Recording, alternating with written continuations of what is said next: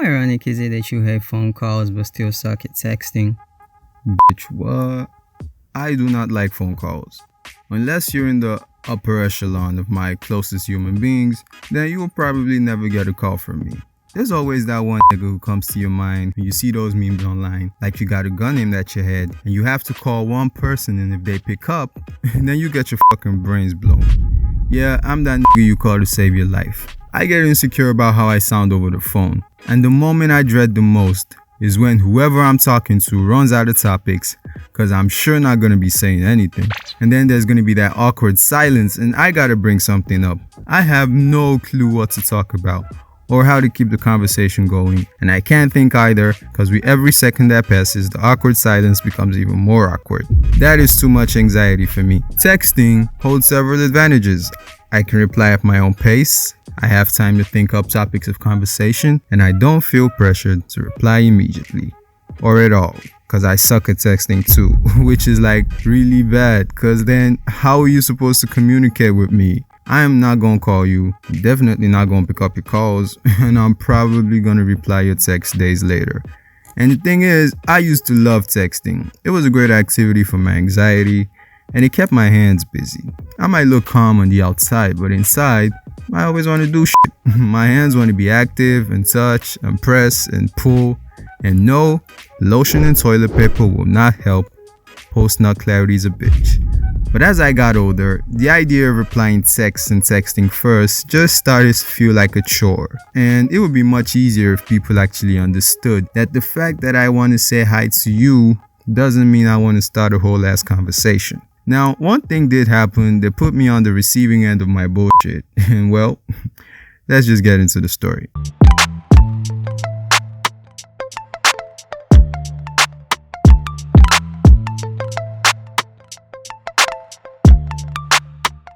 So a little before this happened, I just gotten out of a situationship, and it was heavy, to say the least. Nothing worse than having relationship drama with someone you're not in a relationship with. That kitty was good, but it wasn't worth the stress.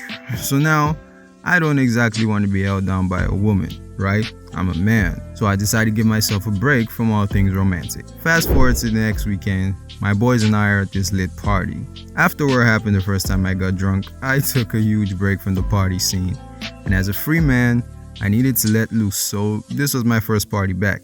Bodies were gyrating, liquor was flowing, this party was lit. So I'm just hanging out upstairs, chilling by the balcony and whatever. Then I see this girl not too far away from me, doing the exact same thing.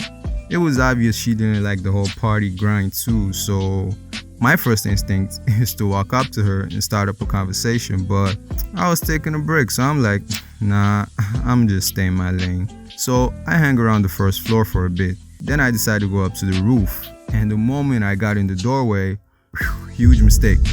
Cause I am absolutely terrified of heights.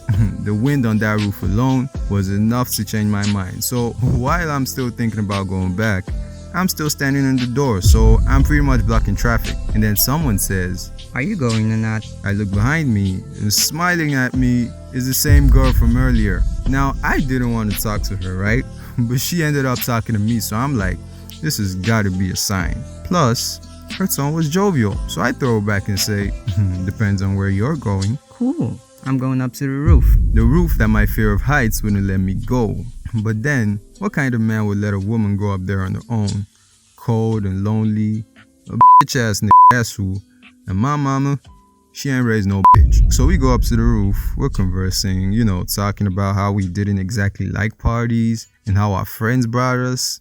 We had so much in common. And she was feeling the kid too, So then she gets up on this barricade thing, and she'd been drinking a little. So instinctively, I put my arms around her so she wouldn't fall, gentleman shit. And then she smiles when she realizes what I was doing. So she leans in and bop kisses me.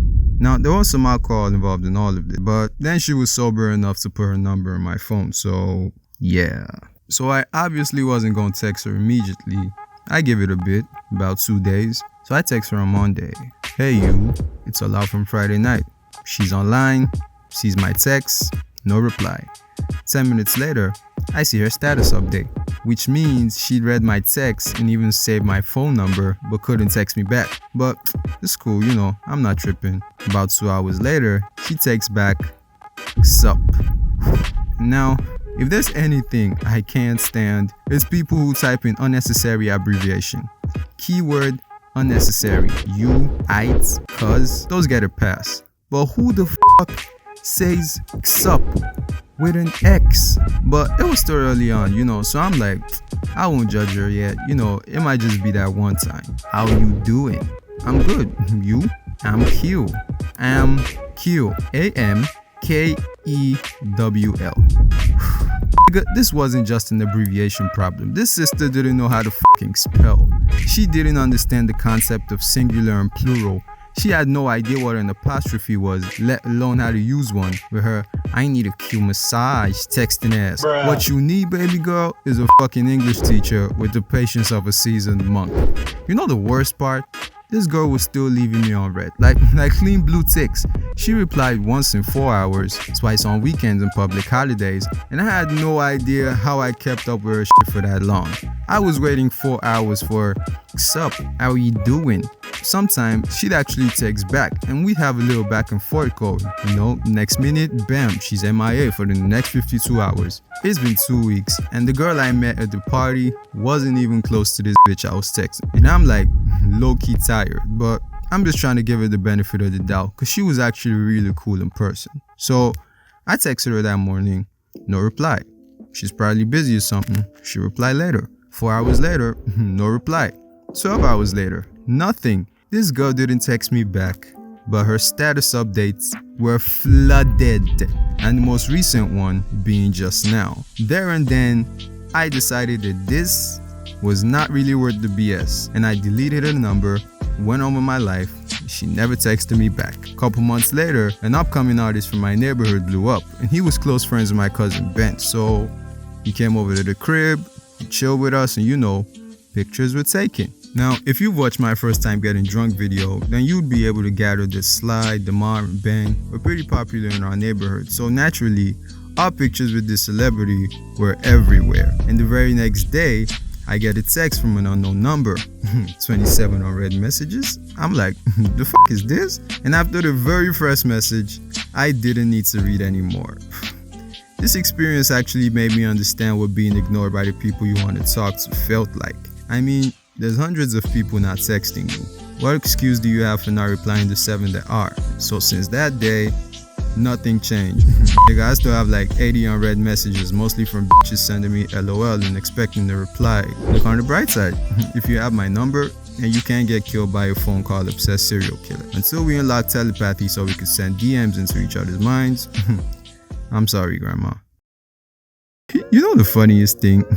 My last text to her was, "Good morning, sleep well," from August. And she still replied the fucking text. Oh man, I can't.